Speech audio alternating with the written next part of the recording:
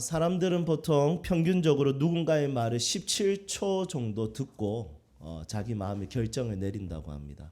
17초면 굉장히 짧게 듣고 결정을 내리는 거죠. 그리고 그 결정된 것을 가지고 그 상대 말을 이제 그만 듣거나 아니면 상대의 말을 끊고 이제 자기 생각을 말한다고 합니다. 여러분들 어떻습니까? 17초 이상 듣고 계속해서 들으면서 그 사람의 의도가 무엇인지 파악을 하십니까? 아니면 딱 듣자마자 이 사람이 이렇게 생각하네 이렇게 딱 결정 내리고 그만 듣기 시작하십니까? 우리 다 교만할 것 같아요. 그런데 하나님 말씀도 이렇게 대할까 봐 조금 걱정이 됩니다. 하나님 말씀도 한 17초 정도 듣다가 뻔하네 뭐 이렇게 생각하고 말씀을 생각할까 봐 걱정이 됩니다. 지금 이 시간 또 짧은 시간이지만 우리가 그래도 17초보다는 긴 시간이잖아요. 마음의 인내심을 가지고 함께 하나님 말씀을 청종하고 들을 수 있기를 소망합니다. 우리 한번 옆에 있는 사람들과 인사합시다. 주의 말씀이 답입니다. 이렇게 인사하겠습니다.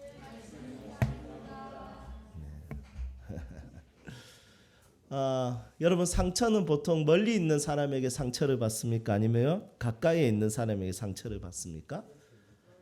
네, 옆에 있는 사람 지금 옆에 누가 앉아 계시죠? 여러분 혹시 북한의 김정은에게 상처 받으신 분 계십니까? 아니면 미국의 멀리 있는 트럼프 대통령에게 상처를 받으신 분 계십니까? 아마 그렇게 멀리 있는 사람들에게 상처를 받은 사람은 아무도 없을 것입니다. 보통 우리 상처는 가까이에 있는 가족들에게나 또 내 옆에 있는 자주 만난 사람들에게 상처를 받을 것입니다. 여러분 마찬가지입니다. 오늘 말씀에 기록되어 있는 다윗 역시도 목동으로 있을 때는 사울 왕에게 상처받을 일이 없었습니다. 뭐 만나야지 상처를 받죠. 상처를 받으려면 조건이 필요하죠. 만나야 되고 말을 들어야 되고 그리고 의견이 충돌이 돼야 됩니다.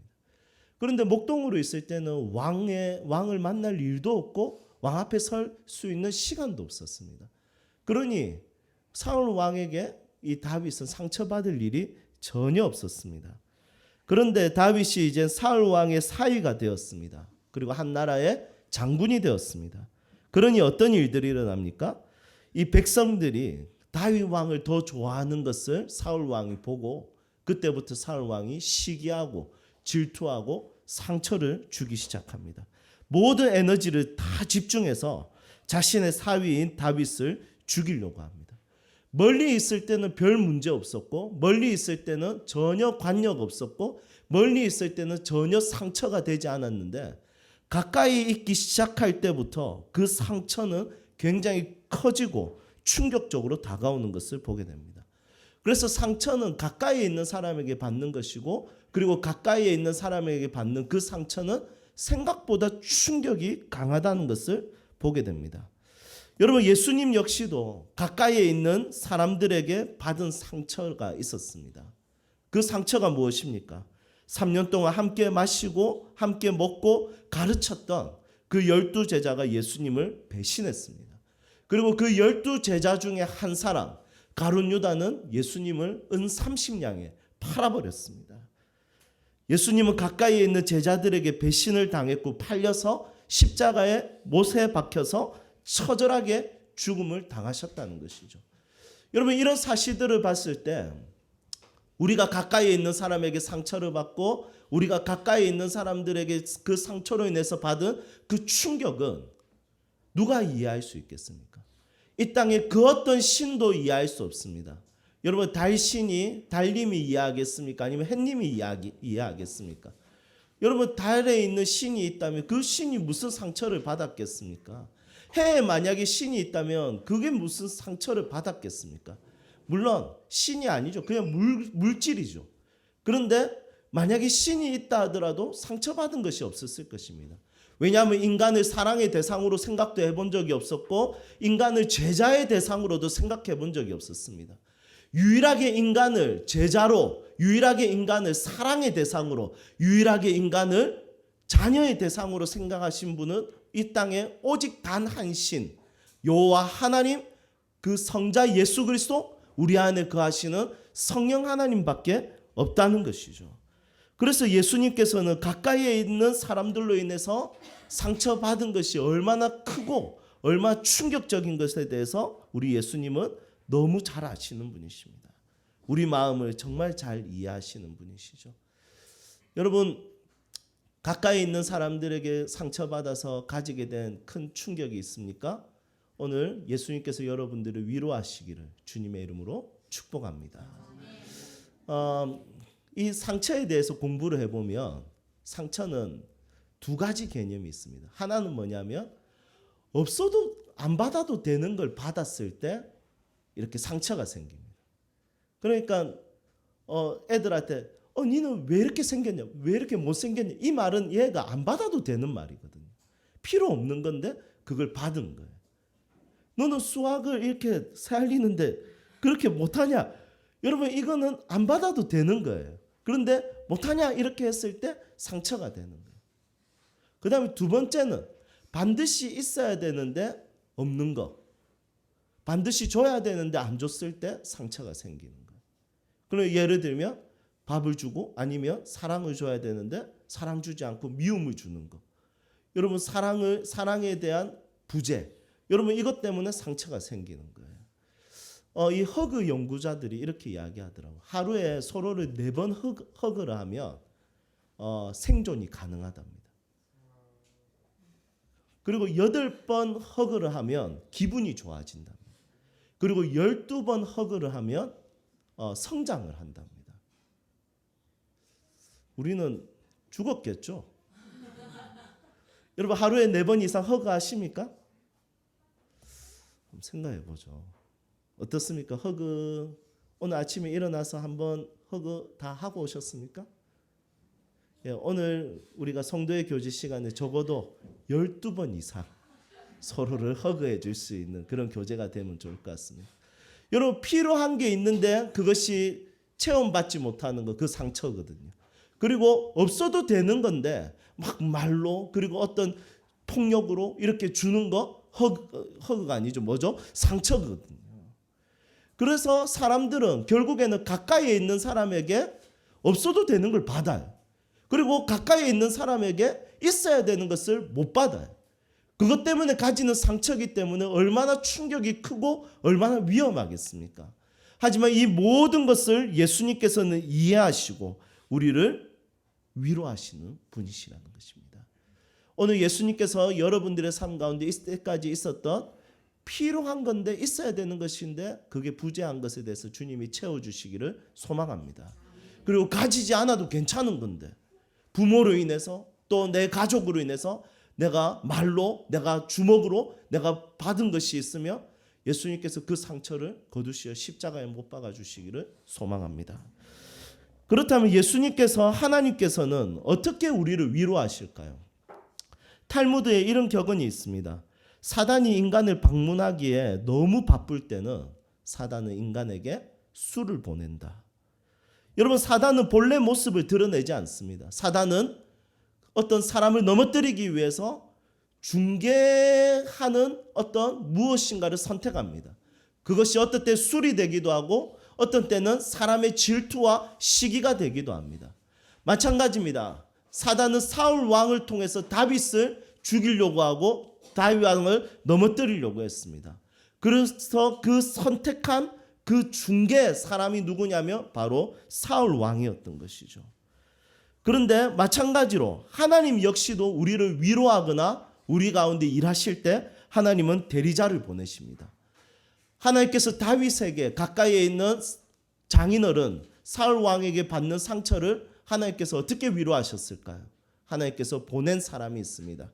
그 사람은 바로 16절에 기록하고 있습니다. 16절 우리 함께 읽어보도록 하겠습니다. 함께 읽겠습니다. 사울의 아들 요나단이 일어나 수풀에 들어가서 다윗에게 이르러 그에게 하나님을 힘있게 의지하게 하였는데. 아멘. 여러분, 누구를 보냈습니까? 요나단을 보냈습니다. 다윗은 가까이에 있는 장인어른에게 죽음의 어려움과 상처를 받았고 그리고 가까이에 있는 사울 왕의 아들 요나단에게 위로를 받았습니다. 그렇게 상처를 주는 사람도 가까이에 있고요. 위로를 주는 사람도 가까이에 있다는 것도 우리는 기억해야 됩니다. 이 사실은 인간의 죄성이 얼마나 독한지 알 수 있습니다. 왜냐하면 가까이에 있는 사람에게 상처를 준다. 여러분 이거 죄성이거든요. 반대로 이 사실은 하나님 안에서의 선한 사귐이 얼마나 가치 있고 의미 있는지도 알 수 있습니다. 왜냐하면 가까이에 있는 사람을 통해서 위로도 받기 때문입니다. 자, 그렇다면 요나단은 다윗을 어떻게 위로했을까요? 요나단이 위로한 방법은 신앙의 도전을 주는 것입니다. 사실 사울 왕에게 쫓기는 다윗 왕도 너무 답답했겠죠. 왜냐하면 장인어른에게 쫓김을 당하니까. 그런데 다윗 왕은 그렇게 답답했지만 실제로 진짜 답답한 사람은 누구냐면 중간에 있는 사람이에요. 그 중간에 있는 사람은 누굽니까? 요나단이에요. 다윗을 쫓고 있는 아버지 사울 왕. 그리고 다윗의 입장은 어떻습니까? 요나단의 입장은 어떻습니까? 다윗은 가족이면서 너무 친밀하고 너무 가까운 관계라는 거예요. 그러니까 요나단은 이 사람 편에 들 수도 없고 저 사람 편에 들 수도 없고 너무 속상하고 답답한 거예요. 여러분 요나단이 다윗 한번 용서해 우리 아빠 저 바보야 저거 사위를 이렇게 해가 돼. 여러분 그렇게 욕하지 않았어요. 여러분 요나단이 자기 아버지한테 아빠 조금 더 힘내서 다윗 저걸 죽여야 우리가 내가 왕권을 받을 수 있고 우리가 더 힘낼 수 있습니다. 이렇게 말하지 않았습니다. 요나단은 가장 지혜로운 방법을 사용했습니다. 그것은 무엇입니까? 신앙의 도전을 주는 것이었습니다.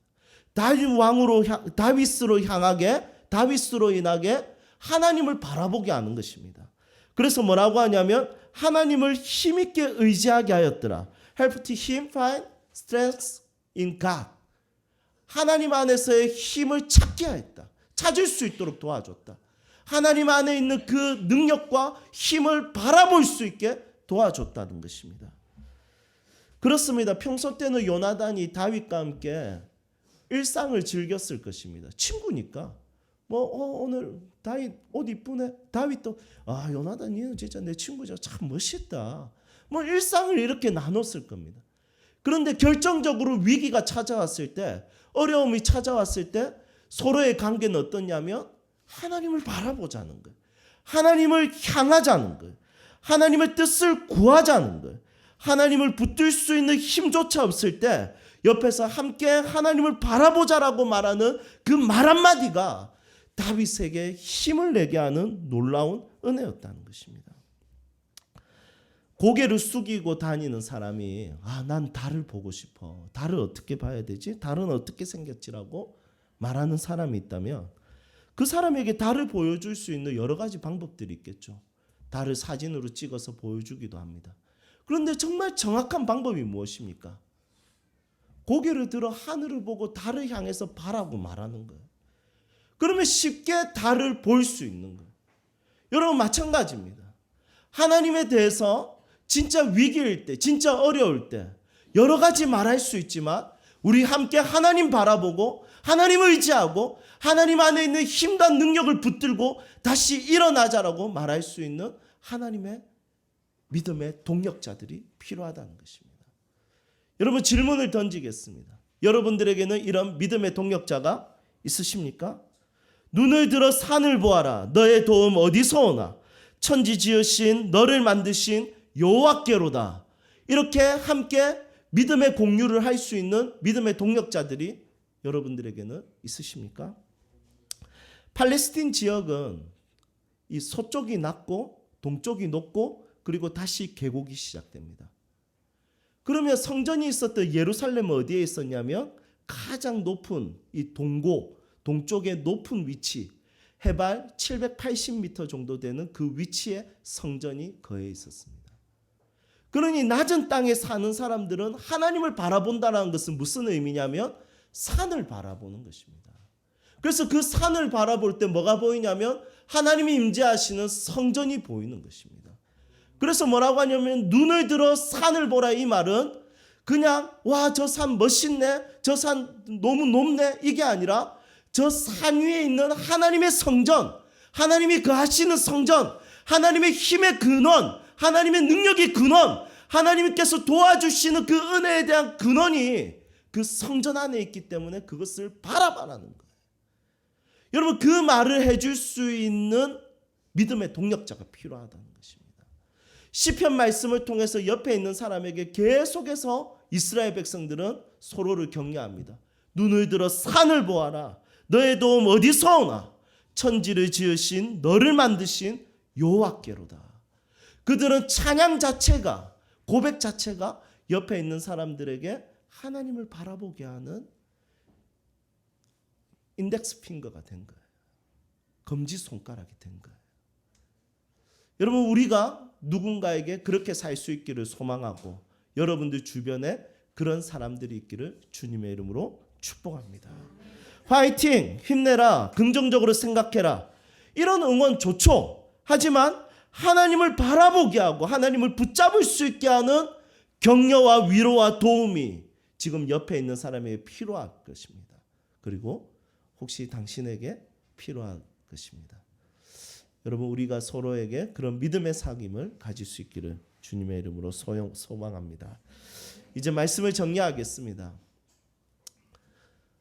올해 우리 주제가 사귐이죠. 너무 지겹게 지금 사귐에 대해서 지금 10개월 동안 말씀을 나누었습니다. 이 주제 하나를 가지고 계속해서 나누었습니다. 여러분 우리 안에 코이노니아 이 사귐이 충만했으면 좋겠습니다. 여러분 한번 뒤를 보시겠습니까? 저 뒤를 한번. 네. 자 앞을 보십시오. 네. 무엇을 보셨습니까? 현철 집사님 보셨습니까? 여러분 저는 지금 굉장히 쉽게 여러분들에게 저 뒤를 볼 수 있게 했습니다. 제가 만약에 뒤를 보게 하는 방법이 손으로 뒤를 보게 하는 거예요. 그리고 한 사람씩 고개를 이렇게 돌린다. 그럼 어느 세월에 제가 뒤를 보게 하겠습니다. 그런데 말 한마디, 여러분 지금 뒤를 보십시오. 이 말 한마디에 지금 이곳에 있는 모든 사람들이 한꺼번에 뒤를 보았습니다. 여러분 저는 하나님 앞에 기도하고 있습니다. 우리의 고백이 옆에 있는 사람들에게 말하는 내 말 한마디가 지쳐있고 땅만 바라보고 있는 이 사람이 정말 아무것도 아닌 우리 주님 바라봅시다 이 말 한마디 때문에 영적인 목의 근육이 생겨서 하늘을 바라보고 하나님을 바라볼 수 있는 놀라운 은혜가 우리 교회 가운데 있기를 소망합니다. 여러분들의 부부관계가 그렇게 되기를 소망합니다. 지쳐있는 남편에게 우리 주님 바라보자고, 지쳐있는 아내에게 우리 주님 함께 바라보자고, 정말 절망하고 있는 내 자녀에게 하나님이 너를 도와주실 것이라고. 여러분 이 말 한마디가 우리가 서로에게 힘이 되고 격려가 되고 그 사람이 하나님을 바라보게 하는 놀라운 메시지가 되게 하는 그런 믿음의 교제가 있기를 소망합니다. 우리 함께 찬양합시다.